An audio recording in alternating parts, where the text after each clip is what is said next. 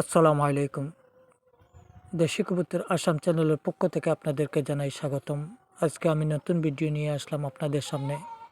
এই ভিডিওয় আমি আপনাদের সামনে যে কথাগুলো উল্লেখ করব, এই কথাগুলো হলো কিভাবে আপনারা একটি নতুন খামার নিজের কবুতর সংগ্রহ করে আরম্ভ করবেন এবং এগুলোকে কী খাদ্য খাওয়াবেন। আজকের সম্পূর্ণ তথ্য আপনাদের সামনে তুলে ধরবো। যারা নতুন খামারি হতে চান বা যারা কবুতর পোষণ করতে চান, এদের এই ভিডিও সম্পূর্ণ দেখলে অত্যন্ত লাভ হবে। প্রথমত আপনাদের দু এক জোড়া কবুতর যদি থাকে, এগুলো থেকে আপনারা সংগ্রহ করতে পারেন এক জোড়া করে কবুতর, এবং এগুলো থেকে যেগুলো বাচ্চা উৎপাদন হবে বা বাচ্চা যেগুলো হবে, এইগুলো আপনারা এক জোড়া রাখতে পারেন। এই কবুতর 1 মাস বা 2 মাস গেলে আবার দেখবেন এই কবুতর থেকে আপনারা বাচ্চা পাচ্ছেন। এইভাবে পরের জোড়া থেকেও এইভাবে বাচ্চা রাখেন। এইভাবে রাখতে রাখতে দেখবেন একদিন আপনারও কবুতর খামার বড় হয়ে যাবে।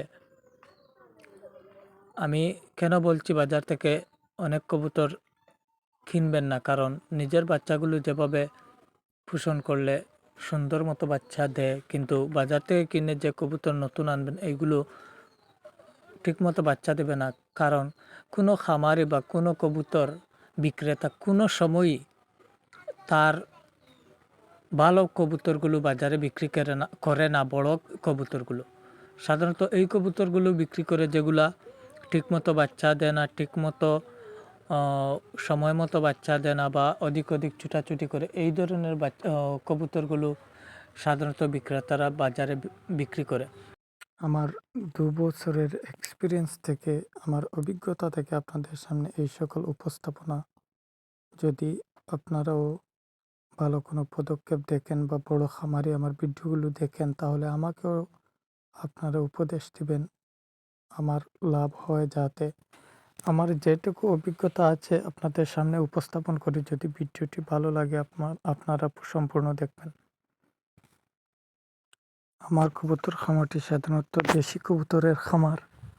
এখানে শুধুমাত্র দেশি কবুতরই আছে, আর দেশি কবুতরকে ধান গম এগুলো খাওয়ালেই হয়, এদের যত্ন কম নিলে হয়।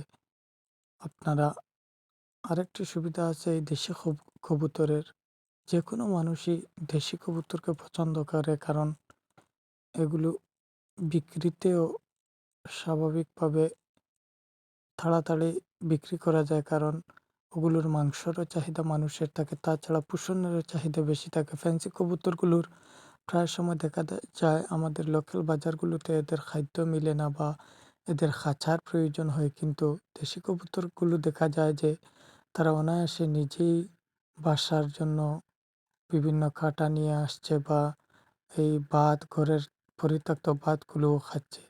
এই সব দিক দিয়ে লক্ষ্য করলে দেখা যায় দেশি কবুতর কম যত্নে অধিক লাভবান হওয়া যায় দেশি কবুতর দিয়ে।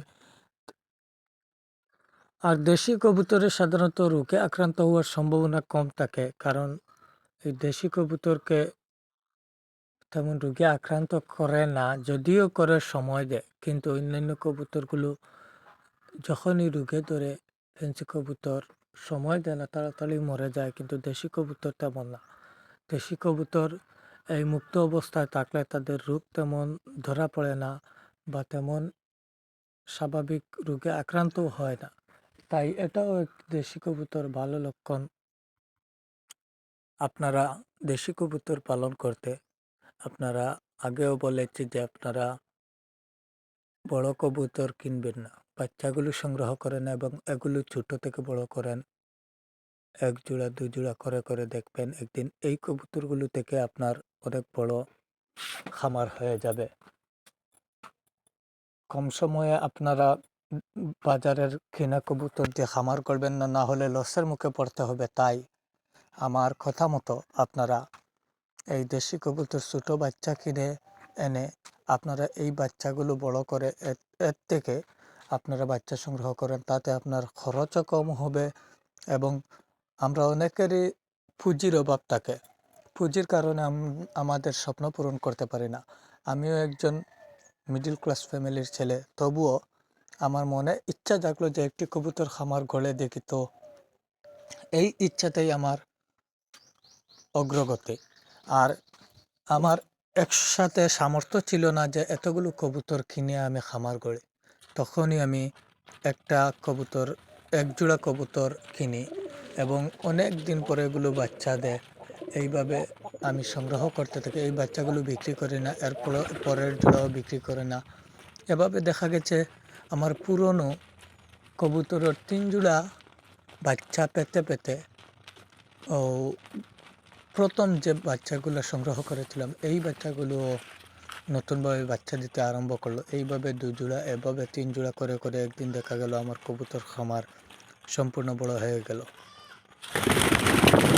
আজকের ভিডিও এখানে শেষ করলাম। আপনারা যারা আমার চ্যানেলে নতুন, এরা আমার চ্যানেলটি সাবস্ক্রাইব করবেন এবং দেশ বিদেশের সকল ভাইকে আমার প্রাণ ঢালা শুভেচ্ছা এবং ভালোবাসা। আপনারা যেভাবে আমাকে সাপোর্ট করছেন এভাবে করে থাকেন। আসসালামু আলাইকুম।